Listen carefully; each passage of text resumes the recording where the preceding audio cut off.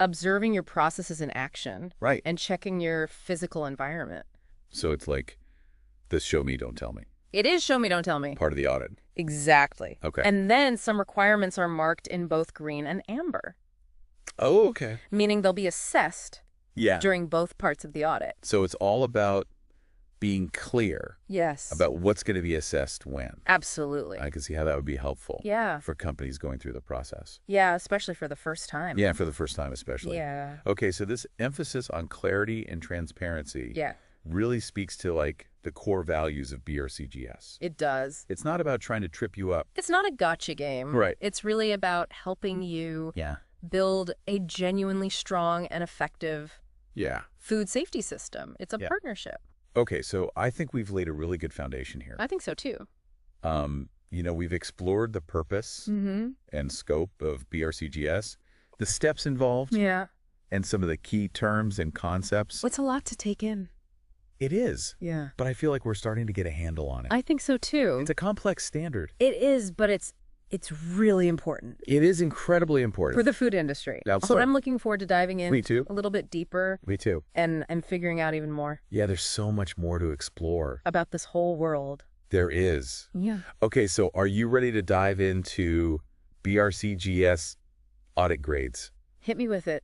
I know that these grades are a pretty big deal They are. in the food safety world. Yeah, they carry a lot of weight. Yeah, it's kind of like the industry's gold star system.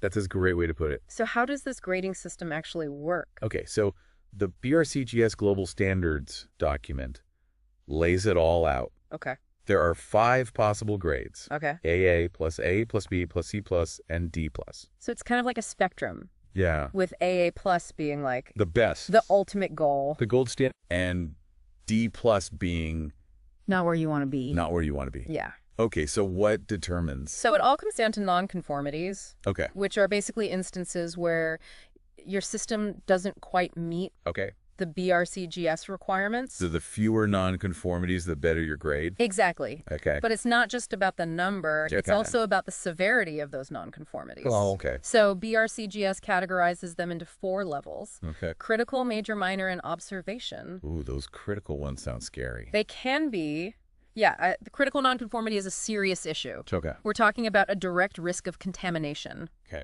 a major failure in your HACCP plan, that Right. kind of thing. So even one Yeah. critical knocks you out Yeah.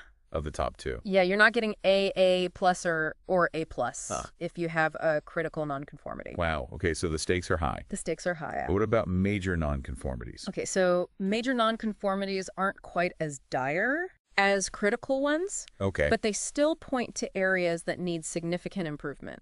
Like what kind of things? So we could be talking about things like inadequate pest control, Right. improper storage practices, Okay. a lack of proper training for employees in key areas. Okay.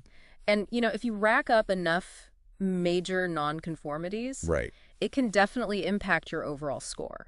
So critical and major are the ones to really Those are the big ones. watch out for. Yes. What about minor and observations? Okay, so those are still really valuable feedback, Okay. even though they might not be as dramatic Okay. as a critical or major. Right. Think of them as opportunities for fine-tuning your system. Okay, so like a minor might be a small documentation error Exactly. or like a little procedural A slight procedural inconsistency. inconsistency. Yeah. Okay. It might not be a threat to food safety, Right. but it shows that there's room for improvement. Right. And observations are even less formal. They're more like helpful hints from the auditor, Oh, okay. just pointing out areas Okay. where you could go above and beyond. Okay, so even if you're doing well, Yeah, you might still get some observations. you will. Just as a way to like, Yeah, encourage that continuous improvement. yeah, encourage continuous improvement. Yeah.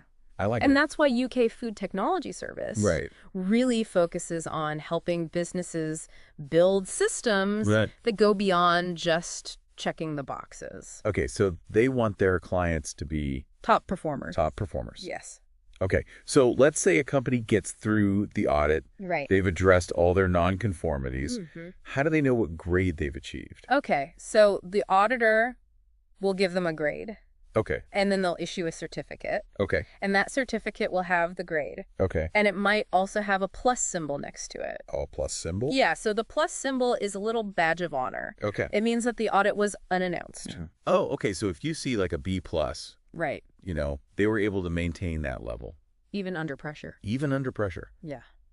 That's pretty impressive. It is. It shows a higher level of commitment and consistency, Yeah. which can definitely be a selling point. Yeah, especially if you're working with About your gut. customers who are really discerning Exactly. about food safety. And it signals to potential customers like, hey, Yeah. we're not just compliant when we know we're being watched. Right. We're committed to doing things right all the time. That's a really good point. Yeah. Okay, so we've got our 5 grades. Right. We've got the plus symbol. Mm-hmm. What do these grades actually tell us? Okay, so each grade represents a different level of compliance Okay. with the BRCGS standards. Okay. It's a sliding scale with AA plus at the very top. Okay, so let's start with that coveted AA plus. Yeah. What does it take? A plus is like the gold standard Okay. of BRCGS certification. Okay. It's reserved for companies Yeah. that demonstrate exceptional compliance Okay. with only a very limited number of minor nonconformities allowed. So basically, no room for error. Very little room for error. Okay.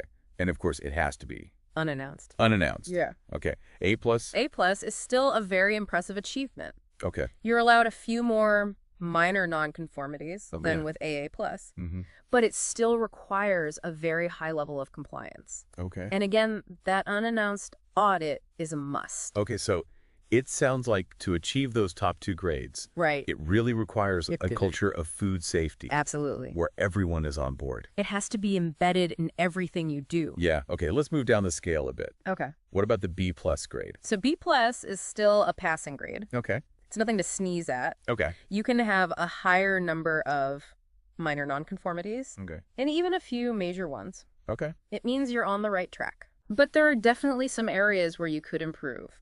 So there's room for growth. There's room for growth. Okay, what about C plus A?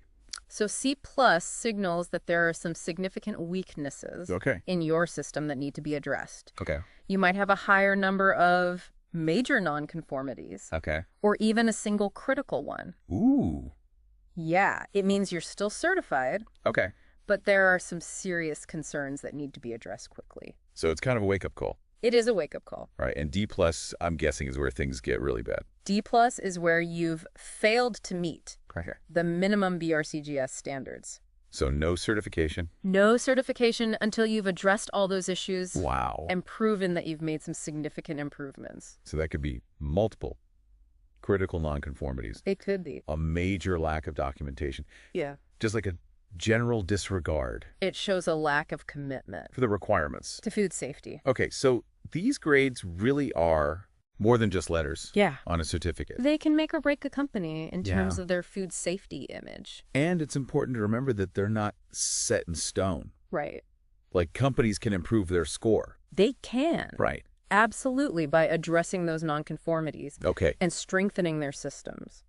Okay, so BRCGS is all about Continuous improvement. continuous improvement. Always striving to do better. Okay, now I noticed that the document also mentions Yes, that these grading criteria can vary they can. slightly A little bit. depending on the standard. Right, because different sectors of Oh, the yeah. food industry have different risks and challenges. Right, so it makes sense that it Yeah. would be a little different. The criteria might be tweaked Yeah. a little bit. Okay, so always good to check the most up-to-date Absolutely. version of the standard. Yes. Okay, so we've demystified Yeah. the audit grades. I think so. What's next? Okay, let's talk about audit durations. Audit duration. Yeah. Okay, now I'm guessing this isn't like a one-size-fits-all It's kind of thing. No, it depends on a lot of different factors. Yeah.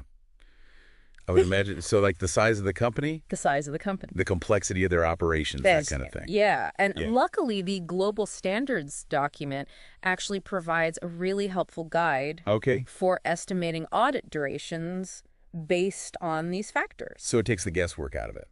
It does. Okay, that's good. Yeah, So it ensures that there's enough time right. to really thoroughly assess Right. You don't want to rush through it. the system. Yeah. Okay, so let's break down Okay. some of those factors. Yeah. Starting with the size of the company.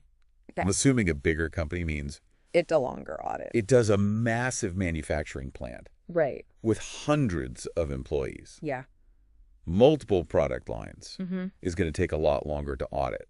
Than a small family-run business with a single product. Makes sense. Yeah, So the guide takes into account both the number of employees it does. and the physical size The physical size of the site. of the site. Yes. Okay. So both of those things matter. So it's not just about the people. Right. It's about the actual, scale of the operation. The scale of the operation. And then you also have to consider right.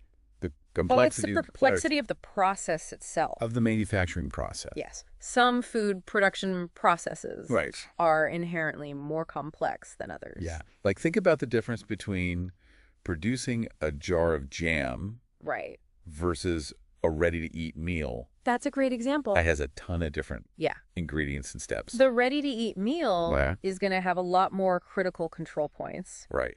and require a much more in-depth assessment. Yeah. Okay. And the BRCGS guide takes all of that into account. Go. By looking at the number of product lines, the types of processing involved, Okay. and even the level of automation. Oh, interesting. Yeah, so a highly automated facility Yeah. might have a shorter audit Okay. than a more manual one. Interesting. Okay, so all those things Well, these things factor in. are factored in. Yeah. And then, of course, the specific BRCGS standard Right. being applied. Also matters. Makes sense? Yeah, different standards have different levels of stringency. Right. So, like, the standard for packaging materials Exactly. might be different from The one for food manufacturing. food manufacturing. Yeah. So, luckily, the guide Right. provides separate Or calculator. calculators for each So each standard. standard. So you can get a pretty accurate. Yeah, you can plug in your information and it'll give you a pretty good idea. That's really helpful. Yeah. Okay, so it really is tailored It is tailored. to the company Yeah. and to the industry they're in. It's not a one-size-fits-all approach. So it's really important to have that communication Clear communication. between the company and the certification body. Absolutely. So it's not just about the formula. Right. It's about having a conversation. It's about making sure everyone is on the same page. Yeah. About the scope and the estimated duration. Okay, now these are just estimates. They are So, estimates. so there are always things that can There always are. affect the actual duration. Yes. Things happen. Yeah, like what? Well, language barriers can be a factor Oh, if the auditor needs to rely on translators. yeah. That can slow things down a bit. Yeah, that makes sense. And then if the auditor encounters any significant nonconformities, Right? they might need to spend more time investigating those issues. So always good to build in a little bit of little buffer time. buffer time. Yeah, just in case Okay. things take a little longer. All right, so we've covered audit grades Right. and audit durations. Mm-hmm. Two really important Two key pieces pieces of the puzzle. of the BRCGS puzzle. What's next? Okay, let's talk about corrective actions. Corrective actions. Yes. So that's the fix-it phase. The fix-it phase, but it's more than just fixing the problem. Okay. It's about preventing it from happening again. So it's about learning from your mistakes Learning from your mistakes and making sure and making your system stronger. they don't happen again. Yes. Okay. And the document really digs into It does. this whole process. It gives you a step-by-step guide Okay. for developing and implementing effective corrective actions. So let's walk through it. Okay. It starts with the auditor identifying those nonconformity. It does. The auditor will document each one in Okay. the audit report, Mm-hmm. provide a clear description of the issue, Okay. the specific requirement that wasn't met, Right. and the level of severity. So you end up with a to-do list, basically. Yeah, a list of areas that need attention. Okay. So then what? Well, the first step is to really understand Okay. each nonconform. So you have to go beyond just reading the description. You have to dig deeper. Okay. You have to ask why. Why did this happen? Exactly. Why did this happen? Was it a training issue? Okay. Was it a procedural gap?